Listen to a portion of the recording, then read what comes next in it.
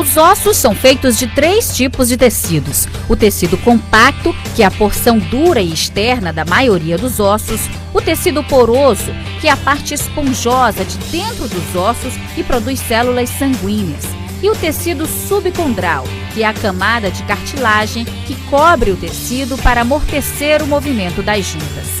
Os tumores nos ossos podem ser benignos ou malignos. A presença de dor em osso, dor em membros inferiores, dor na perna, no braço, que não melhora em algumas semanas, meses, ou que aparece com algum nódulo, com alguma tumoração, algum abalamento concomitante, deve sempre ser motivo de procurar o médico para que haja uma investigação. Pode ser, claro, ou pode ser um tumor benigno, pode ser uma inflamação, mas é sempre importante uma investigação para detectar a presença de um tumor maligno.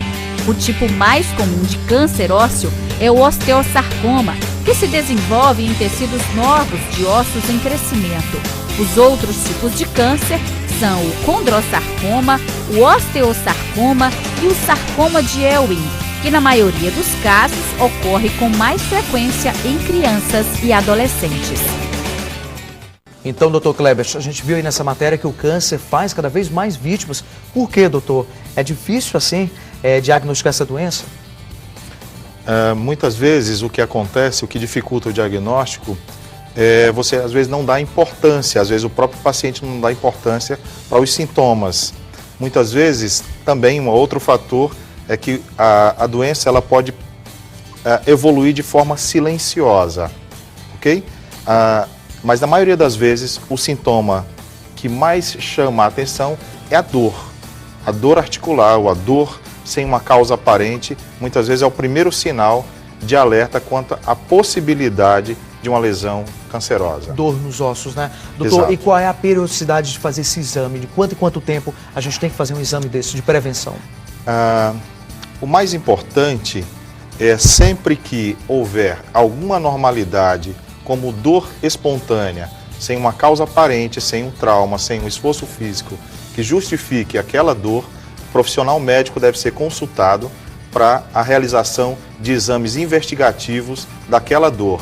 Esses exames vão variar de acordo com a necessidade, podem variar desde uma radiografia simples até uma ressonância magnética, como, por exemplo, isso dependendo de cada situação. Doutor Kleber, e o que é vertebroplastia? Um nome complicado desse, o que é isso?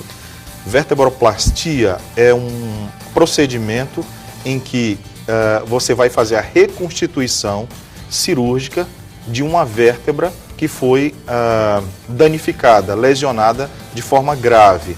Então, existem implantes hoje, materiais sintéticos, que podem substituir uma vértebra inteira de uma coluna, por exemplo, ou determinados materiais que podem fortalecer, robustecer aquela vértebra que está danificada. E como é que deve ser a exposição ao sol do nosso corpo, dos ossos? Dizem que faz bem, a gente sabe, já cientificamente é comprovado isso, né? Verdade. Como é que a gente deve fazer? Quanto tempo a gente deve ficar aí no sol? Para efeitos de prevenção da osteoporose, o tempo recomendado é das 8 da manhã às 10 da manhã, porque o nosso sol, principalmente aqui no Nordeste, é extremamente forte, e à tarde das 4 da manhã, das 4 da tarde em diante. Qualquer exposição fora desse padrão, principalmente por um tempo mais prolongado, vai levar seguramente a maior risco de câncer de pele. Mas, em geral, para a prevenção de osteoporose, para a síntese de uma vitamina que é importante na formação dos ossos, que é a vitamina D, você não precisa de uma exposição muito prolongada. Uma exposição nesses períodos que eu acabei de citar, sem o protetor solar, é importante, porque o protetor solar, ele inibe a reabsorção dos raios ultravioleta e, portanto, dificulta a formação da vitamina D. Então, nesses períodos seguros, sem o uso do protetor solar. A vitamina barata, né, doutor? E fácil de conseguir. Qualquer lugar tem, a gente, principalmente nesse clima. E principalmente, né, de forma natural também. Ok, então.